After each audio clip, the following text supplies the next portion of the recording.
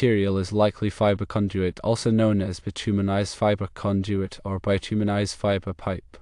It was commonly used before PVC for underground electrical, telephone, and cable installations. Fiber conduit is made from a blend of cellulose fibers and bitumen, which is asphalt. It is flexible and lightweight. It resists moisture and corrosion. Also, it can be cut and shaped easily. To extend fiber conduit, follow these steps. Firstly, cut the existing conduit. Use a sharp knife or saw to cut the conduit cleanly. Secondly, clean and prepare the ends. Remove any debris from the cut ends and apply a thin layer of bituminous sealant or primer. Thirdly, fit a connector. Insert a compatible fiber conduit connector available at electrical supply stores onto each end of the conduit. Fourthly, align the connectors. Carefully align the connectors and apply pressure to slide them together. Fifthly, seal the joint. Apply a generous amount of bituminous sealant or waterproof adhesive around the joint. Sixthly, allow it to dry. Let the sealant dry completely before burying the conduit. It is recommended to test the watertightness of the joint before burying it. Fiber conduit can be buried directly in the ground, but it is best to protect it with a layer of sand or protective sheathing. You can also use PVC connectors to join fiber conduit to PVC pipes. When working with electrical conduits, several National Electrical Code, or NEC, articles and sections become relevant. These sections ensure safety and proper installation techniques for different types of conduits and wiring methods. Article 300 covers general requirements for wiring methods and materials. It includes topics such as protection against physical damage, proper support, and securing of conductors. Section 300.4 addresses protection against physical damage. It requires that conductors and cables be protected where subject to physical damage. For underground installations, this might involve using a direct burial-weighted cable or encasing the conductors in conduit. Section 300.5 provides requirements for underground installations. It specifies minimum burial depths for different wiring methods and voltage levels. For example, direct buried cables typically require a deeper burial depth than cables installed in conduit. Article 310 covers conductors for general wiring. It includes information on conductor ampacity, insulation types, and allowable uses. Section 310.15 details ampacity tables for conductors. These tables provide the maximum allowable current carrying capacity of conductors based on their size, insulation type, and ambient temperature. It is crucial to select conductors with adequate ampacity for the intended load to prevent overheating and potential fire hazards. Article 344 addresses rigid metal conduit, or RMC. While fiber conduit is not metal, understanding RMC requirements can provide context for proper conduit installation practices. Section 344.30 covers securing and supporting RMC. It specifies the maximum distances between supports for different sizes of RMC. Proper support is essential to prevent sagging or damage to the conduit system. Article 352 covers rigid polyvinyl chloride conduit, or PVC. Because the answer also suggests you can join fiber conduit to PVC pipes, it is important to understand this article. Section 352.10 outlines uses permitted for PVC conduit. It allows PVC conduit to be used in various applications, including underground installations, provided it is installed according to the code requirements. Section 352.12 specifies uses not permitted for PVC conduit. It prohibits the use of PVC conduit in certain hazardous locations or where exposed to physical damage unless properly protected. When working with fiber conduit, it is also important to consider local codes and regulations. Local jurisdictions may have additional requirements or restrictions on the use of fiber conduit, particularly in underground installations. Always consult with local electrical inspectors or authorities to ensure compliance with all applicable codes and regulations. Consider the ampacity of the conductors that will be run through the fiber conduit. The ampacity of a conductor is its current carrying capacity, measured in amps. The NEC specifies the allowable ampacities for various conductor sizes and insulation types. Always select conductors with an ampacity sufficient to handle the expected load. If the conduit is installed in a wet location such as underground, use conductors that are rated for wet locations. These conductors have insulation that is designed to withstand moisture and prevent electrical leakage. Ensure the conduit is properly sealed to prevent water from entering. Use appropriate fittings and sealants to create a watertight seal at all joints and connections. This will help protect the conductors from moisture and corrosion. When running multiple conductors through a single conduit, the ampacity of each conductor may need to be derated. Derating is a reduction in the allowable ampacity to account for the heat generated by multiple conductors in close proximity. The NEC provides tables and guidelines for derating conductor ampacities based on the number of conductors in the conduit. When making connections to the conductors, use listed and labeled connectors that are appropriate for the conductor size and type. Ensure that all connections are made tightly and securely to prevent loose connections, which can cause overheating and electrical arcing. Grounding is an important safety measure to protect against electrical shock. Ensure that the conduit system is properly grounded according to the NEC requirements. This typically involves connecting the conduit to a grounding electrode system, such as a ground rod or water pipe. Before working on any electrical system, always de-energize the circuit by turning off the power at the circuit breaker or fuse box. Use a voltage tester to verify that the circuit is de-energized before touching any wires or components. When working on electrical systems, always wear appropriate personal protective equipment or PPE, such as safety glasses, gloves, and insulated tools. This will help protect you from electrical shock and other hazards. If you are not comfortable working on electrical systems, it is best to hire a qualified electrician to do the work. Electrical work can be dangerous, and it is important to ensure that it is done safely and correctly. When installing electrical conduit underground, it is important to consider the burial depth requirements specified in the NEC. Section 300.5 provides minimum burial depths for various wiring methods and voltage levels. The burial depth depends on factors such as the voltage of the circuit, the type of conduit used, and the presence of vehicular traffic. Generally, direct buried cables require a deeper burial depth than cables installed in conduit. The purpose of the burial depth requirement is to protect the conduit and conductors from physical damage, such as from digging or vehicular traffic. Installing the conduit at the proper depth helps to prevent damage to the electrical system and ensures the safety of people and property. In addition to the burial depth requirements, it is also important to consider the backfill material used when burying electrical conduit. The backfill material should be free of sharp rocks or debris that could damage the conduit or conductors. It is also important to compact the backfill material to provide proper support for the conduit. When working with electrical conduit, it is important to use the correct tools and equipment. This includes tools for cutting, bending, and threading conduit, as well as tools for making connections and terminations. Using the correct tools helps to ensure that the job is done safely and efficiently. Before starting any electrical work, it is important to obtain the necessary permits and approvals from the local authorities. This helps to ensure that the work is done in compliance with all applicable codes and regulations. It is also important to notify the local utility company before digging to avoid damaging underground utilities.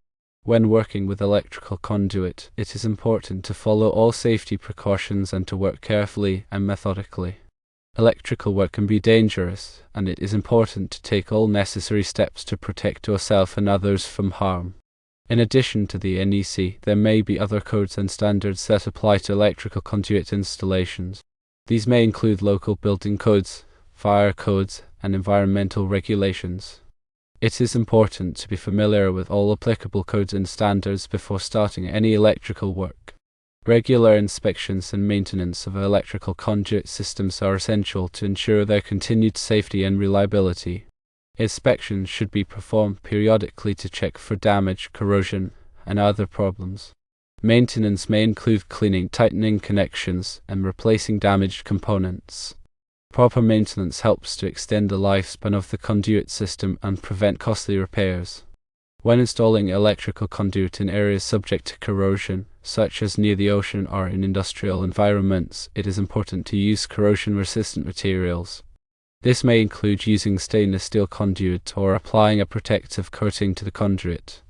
Corrosion can weaken the conduit and conductors, leading to electrical failures and safety hazards. When working with electrical conduit, it is important to be aware of the potential hazards associated with electricity.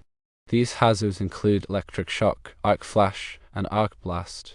Electric shock can occur when a person comes into contact with an energized conductor. Arc flash is a dangerous electrical explosion that can cause severe burns and other injuries.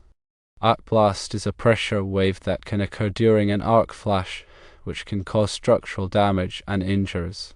To protect against these hazards, it is important to follow all safety precautions and to use appropriate PPE. It is also important to be trained in electrical safety and to be aware of the potential hazards associated with electrical work. When working with electrical conduit, it is important to be aware of the potential for static electricity buildup.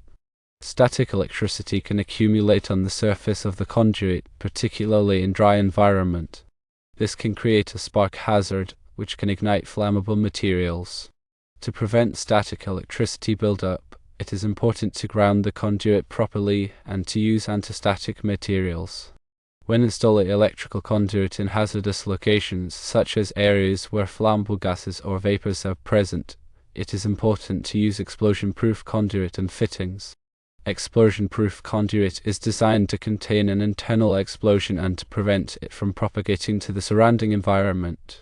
This helps to prevent fires and explosions in hazardous locations. When working with electrical conduit, it is important to be aware of the potential for electromagnetic interference or EMI. EMI is unwanted electrical noise that can interfere with the operation of electronic equipment. To minimize EMI, it is important to ground the conduit properly and to use shielded conduit and fittings. Shielded conduit is designed to block EMI and to prevent it from interfering with sensitive electronic equipment. When working with electrical conduit, it is important to be aware of the potential for radio frequency interference, or RFI. RFI is unwanted radio signals that can interfere with the operation of electronic equipment. To minimize RFI, it is important to ground the conduit properly and to use shielded conduit and fittings. Shielded conduit is designed to block RFI and to prevent it from interfering with sensitive electronic equipment. When working with electrical conduit, it is important to be aware of the potential for harmonics. Harmonics are unwanted electrical frequencies that can cause problems with electrical equipment. To minimize harmonics, it is important to use harmonic filters and to properly size electrical equipment. Harmonic filters are designed to block harmonics and to prevent them from causing problems with electrical equipment. When working with electrical conduit, it is important to be aware of the potential for voltage drop. Voltage drop is a decrease in voltage along a conductor. Excessive voltage drop can cause electrical equipment to malfunction or to operate inefficiently. To minimize voltage drop, it is important to use conductors of adequate size and to minimize the length of the circuit. When working with electrical conduit, it is important to be aware of the potential for surge voltages.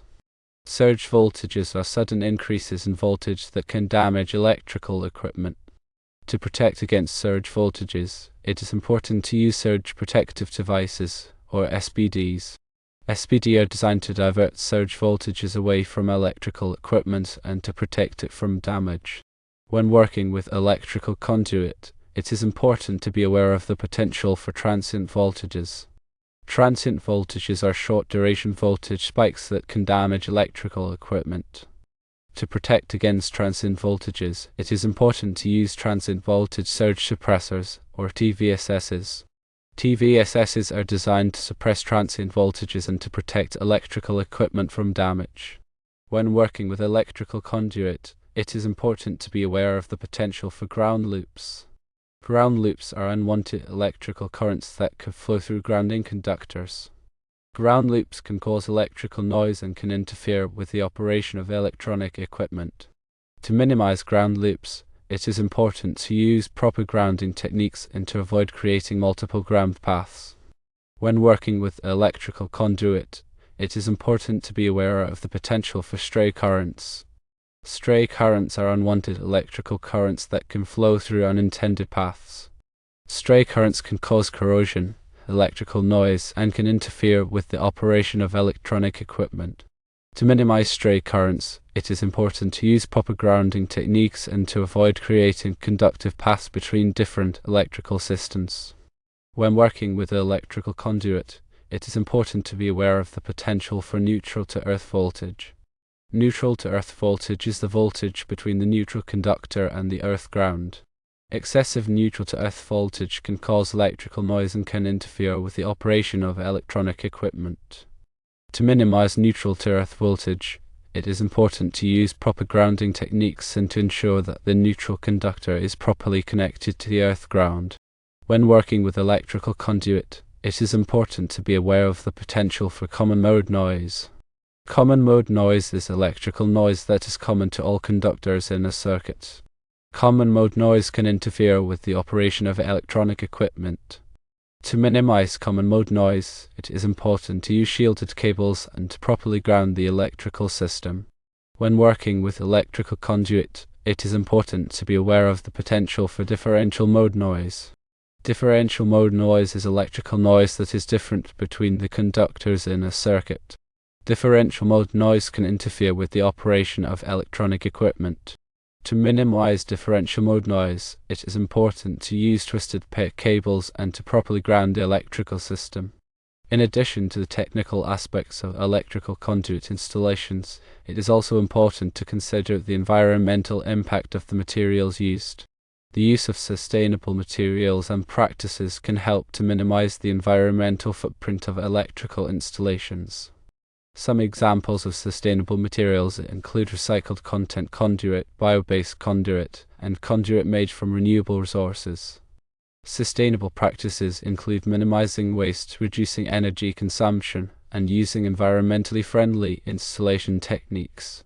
The NEC also addresses the issue of sustainability in electrical installations. Section 90.4 states that the NEC is intended to promote sustainable electrical systems. This means that electrical installations should be designed and installed in a way that minimizes their environmental impact and promotes energy efficiency. One way to promote sustainability in electrical installations is to use energy-efficient lighting and appliances. Energy-efficient lighting and appliances consume less energy than traditional models, which can help to reduce energy consumption and greenhouse gas emissions.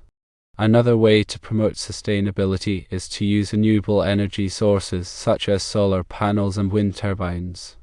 Renewable energy sources can provide clean, sustainable energy that does not contribute to air pollution or climate change.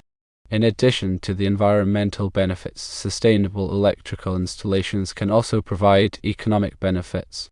Energy-efficient lighting and appliances can save money on utility bills, and renewable energy sources can provide a source of income. By considering the environmental and economic aspects of electrical installations, it is possible to create sustainable electrical systems that benefit both people and the planet.